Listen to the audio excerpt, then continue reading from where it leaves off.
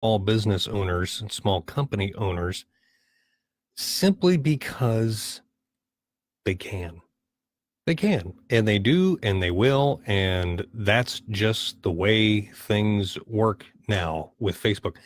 I've talked about this for a long time about how Facebook, um, you are just at their whim, and there's nothing you can do.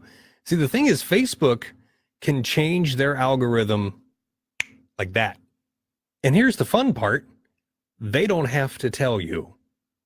You almost have to have somebody on the inside of Facebook to tell you, oh yeah, we've changed our algorithm. Because you remember back in the day, like 3, 4, 5 years ago, you would do all of this SEO and backlinks and all of this stuff for Google, so you can get your page ranked up on the first page of Google. And the next thing you know, you turn around and you go to bed and you wake up the next morning and you're not on the first page of Google anymore because they changed their algorithm and they didn't tell you. And guess what? They don't have to.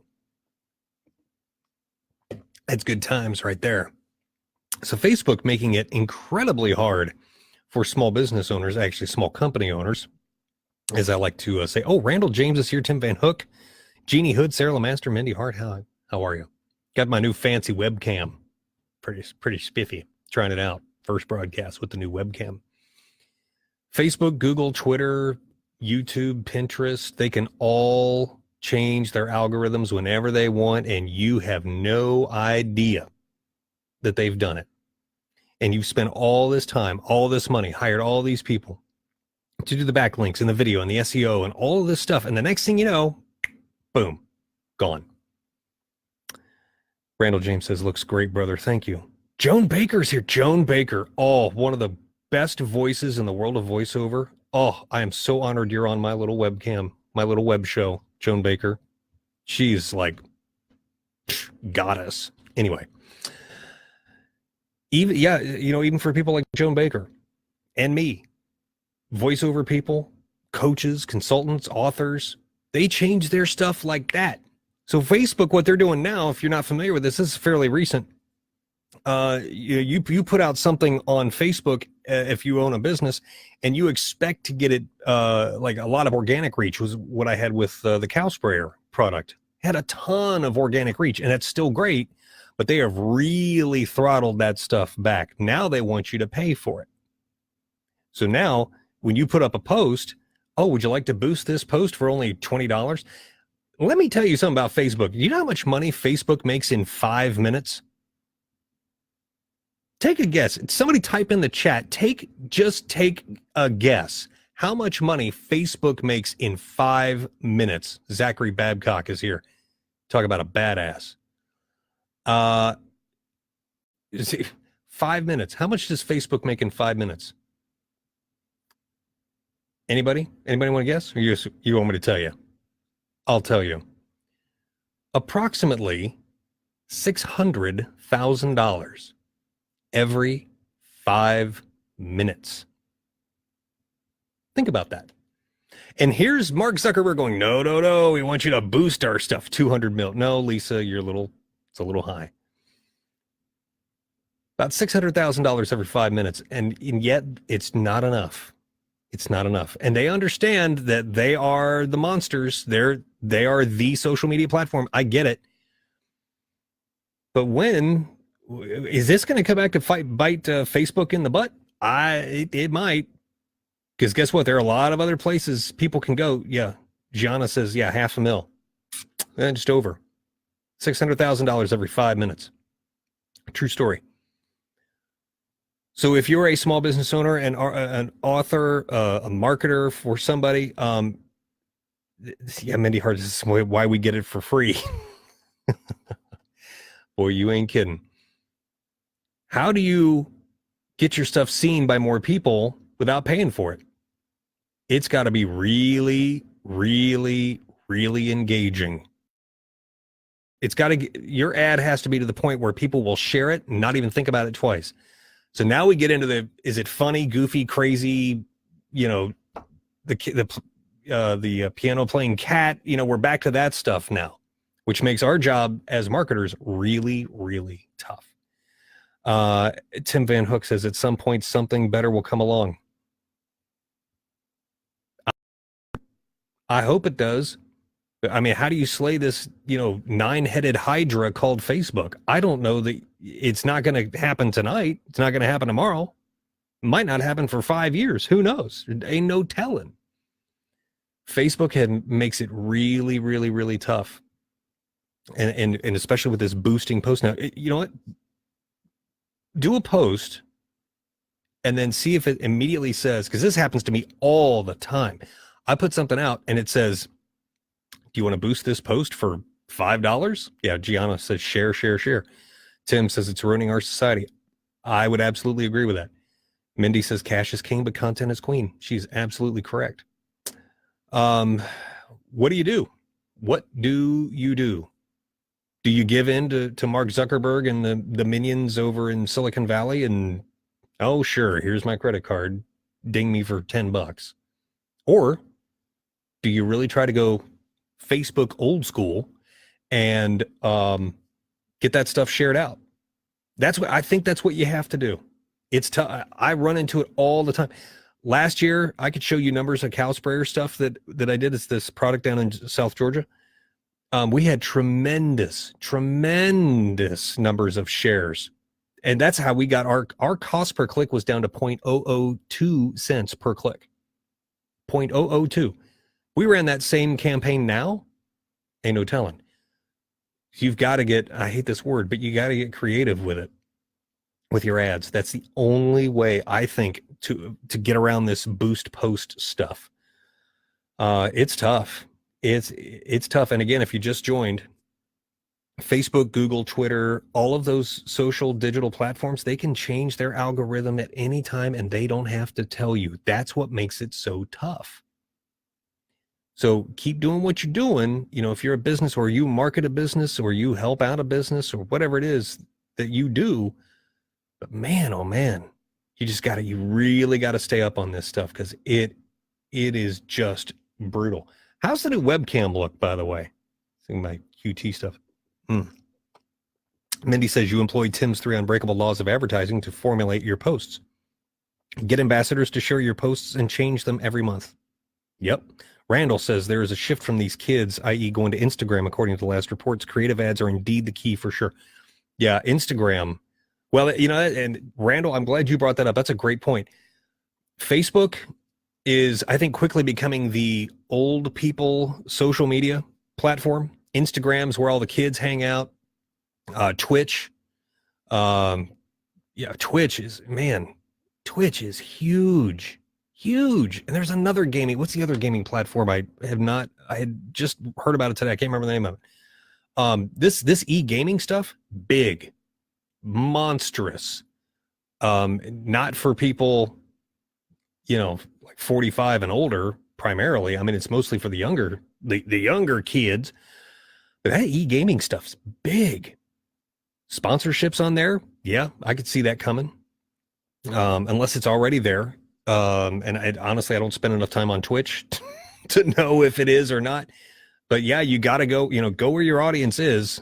There's a reason that they call them bank robbers, because they go where the money is. So Facebook really makes it tough, and all these socials make it tough. Tim says, never heard of Twitch. Yeah, twitch.tv, I believe, is the URL. I'm trying to think of that other gaming one. God, but it's big. It's so crazy. Gianna says, never friend every single person, whether you know them or not. If it's a business page, friend everyone and make every post public. Yeah. Lisa says Rocket Mortgage sponsors 100 Thieves. Or are they 100 Thieves? Something to think about. That's not true. I just made that up. But anyway, if you own a small company, small business, you're a solopreneur, entrepreneur, you're going to have to figure out a way to get around this boost post stuff, because man, it will bankrupt you so quick. I heard a guy that I follow very, very closely, Frank Kern, talked about he was boosting posts. This guy's made gallons of money, but he spent, what was it, like what was it, 49,000 or something dollars on boosting posts. He can afford to do that, but that's how he's getting seen. That because Facebook changes their stuff now. Let's see. Sarah Lemaster, she works at Pandora. Interesting. See how Pandora is capitalizing on this stuff. I think it's okay for Facebook to monetize a capability. Yeah, I agree. But at what point are people going to get tired of that and go, yeah, no. I need to go to, I was thinking about this the other day. Is there going to be a shift? And I think there is. And you can mark this date down, July 30th. I think the shift is coming where you're going to see more businesses abandon Facebook, even though it is the king, the undisputed king of social. I think you're going to see a lot of businesses abandon Facebook, and I think you're going to see a return to the digital ads, the banner ads, the pop-ups. That stuff sort of slowed down a little bit. I think you're going to see a return to that. Now, when that's going to happen, how it's going to look, I don't know, because they're always looking for a way to stick a logo in your face. I get it. That's our job. But Tim says, I know you're doing business right now, but I wanted to throw this out real quick. Remember that little boy that was always behind me? Yeah, Tim Van Hook, when I had Bengals tickets, his son turns 21 in 2 weeks. Good Lord, I did not need to read that. Tommy says, product placement for Quick Trip? Sure. There it is right there. I think you're going to see a return to the digital, the banner ads, the skyscraper ads. And Mindy says the marketing mix needs to swing back more traditional. I would agree. Here's something to think about. Direct mail. Now, you might be laughing right now. You know how much direct mail is printed every day? I don't have that number, but I know it's a lot. It is huge. Don't be afraid to go back to the traditional. And I think we're going to see it. I think we're going to see a swing to that. Ezra Jones says things are gearing towards video. Yeah, 72% of all internet traffic, like you're watching right now, is video. That number is supposed to go to 77, I believe, in the next 3 years. 77% of all video, of all traffic on the internet is video, is going to be video. Tommy says banner ads don't work in the current form. Yeah, I would agree with that. That's why I say there's going to be a shift, I think, back to that, but it's going to have to change. What that's going to be, I don't know. When I figure that out, I will sell it, and then I will be doing these lives from my private island. But yeah, that's. I was asked this evening, how do small businesses get their stuff out on Facebook without boosting a post? You're going to have to be disruptive. There's another buzzword. It's going to have to be different. It's going to have to be. It's going to have to be shareable. In short, that's it. I mean, they're right here, right now. That's the only way around this stuff. Is I think it's going to have to be shareable. Like, for example, Quick Trip. Have you seen the? Mindy says, may have some ideas. Mo says banner ads annoy me, and I usually ignore them and click away. You're not alone, Mo. That's the usual. That is the usual response. In the web world, they call that engagement, and that engagement for you would be real low. I think it's going to go back to banners, and the pop-up stuff got real tired, burned out real fast. So I don't know, just something to think about. Tim says, how effective are car wrap banners? Oh, that's a great question. How effective are car wrap banners? You get paid to allow advertisements plastered all over your vehicle. Two thoughts there. Car wrap banners. First off, is it? Well, first off, what is the? How does it look?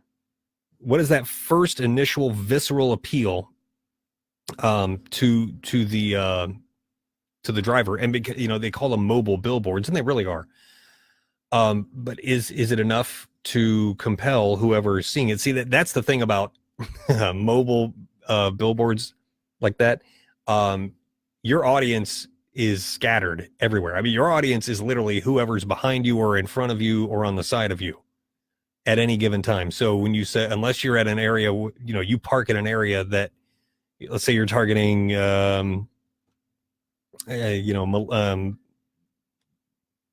men, women, 25 to 35, for instance. That's just a random number. A good place they'd hang out, Starbucks. Can you park it in front of a Starbucks? And is it relevant to them? Talking about if you had a car wrap that said "get paid to be on Instagram," and you park that thing in front of a Starbucks, oh yeah, you'd get a lot of traffic. Pardon the pun. I don't know that there are really any quantifiable measurements for car wrap ads, Tim, but I would say they look great, or they can. They can also look like crap too. Tommy Wild, my brother up in Milwaukee, says even Google's Chrome has built-in ad blockers blocking their own income. Yep, sure do.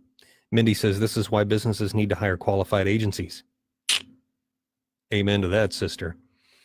But that was my thought tonight, and I hadn't gone live in a while for you, and I wanted to do that. Any other questions? Oh, Tim says this company I got mail from paid you on how many miles you drive. Oh, yeah, there's that too, because they want to say, oh, more people are going to see your vehicle.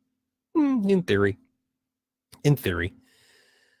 but again, they're always looking for ways to stick a logo in your face. The question is, how can they do that without annoying the hell out of you? That's the question.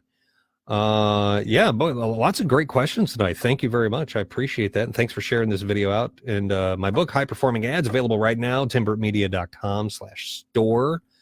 Uber car wraps, says Tommy Wild. Yeah. Uber Eats, that's a good one too. Even though Uber and Lyft have the little sign in the windows. Have you seen the lighted Lyft signs? I think those are kind of cool. Mo says, I've noticed a large amount of product placement in video games and video game company offers as of late. Oh, yeah. Yeah, they broke that barrier probably, 15 years ago. Something like that. When, Madden and all these games really started to take off. Now, they've been doing this for years too, when I worked at CBS. You know what they would do? They would actually, if you're watching The Big Bang Theory, for instance, if they have a cereal box, they would actually green screen the front of the cereal box, and whoever paid the most got on the cereal box. True story. So yeah, there's all, watch a Cardinals game or watch a Major League Baseball game, a Reds game, whatever. Count how many billboards, how many signs, how many digital signs. NASCAR is the worst, but they're always looking for a way to stick a logo in your face. Let's see. Mindy says if people hang out there, they will find a way to advertise there. True. Tim says, I've enjoyed listening to you. Great radio voice, better than anyone currently on 700 WLW. Thank you. Appreciate that. Tommy Wild says, go Brewers. Well, I think they're in first place or very close to first place, maybe half game back or something. Yeah, go Brewers. Beautiful stadium in Milwaukee, too, if you ever get to go up to Milwaukee. I love that stadium. So cool with the roof that opens, kind of fans out. Yeah, it's so cool. Anyway, my book available, timbertmedia.com/store. Appreciate that. Some very cool webinars coming up. And if you're in St. Louis, Medici Media Space, August 15th. One time only, broadcast ad secrets. Actually, it's radio ad secrets, but broadcast ad secrets. And would love to see you there. Register on my page, timbertmedia.com. Do me a favor, like, share, and subscribe to this little channel if you're watching. I will put this out on YouTube later. It will look live, but it's not. There's a secret. Ancient Chinese secret. There's old school for you. Anyway, have yourself a wonderful night. timbertmedia.com.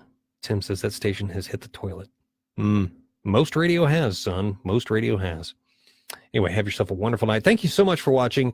I will go again live tomorrow with something, I'm sure. But this has been a very enjoyable rant. Have yourself a wonderful night. Talk to you later. And this broadcast will end in exactly 3, 2, 1.